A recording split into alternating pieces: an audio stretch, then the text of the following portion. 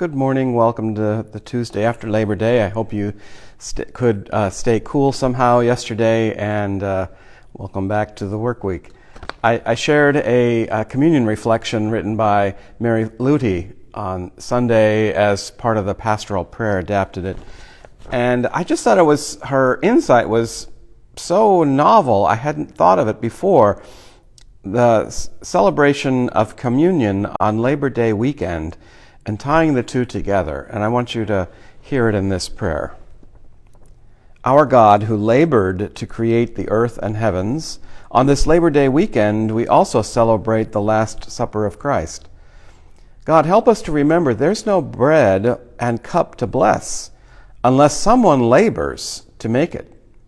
Long before communion this morning, it began as wheat and grapes in the daily work of human beings, as workers plant, harvest, mill, bake, pluck, press, ferment, refine, and bottle.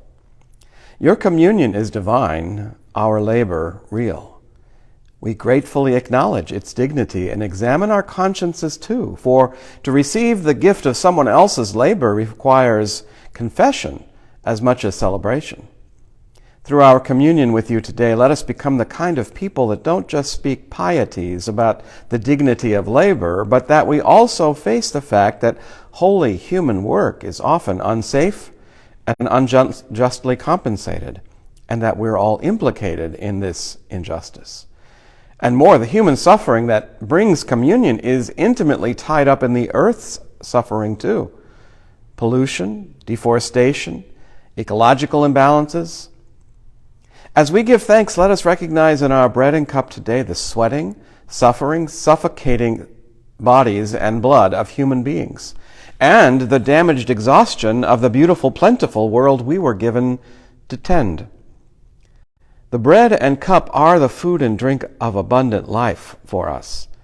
We pray, too, that by our eating and drinking, we are transformed into a people dedicated to the ensuring an equal and generous sharing of the earth's goods for all, respect for those who labor, and care for earth, our common home.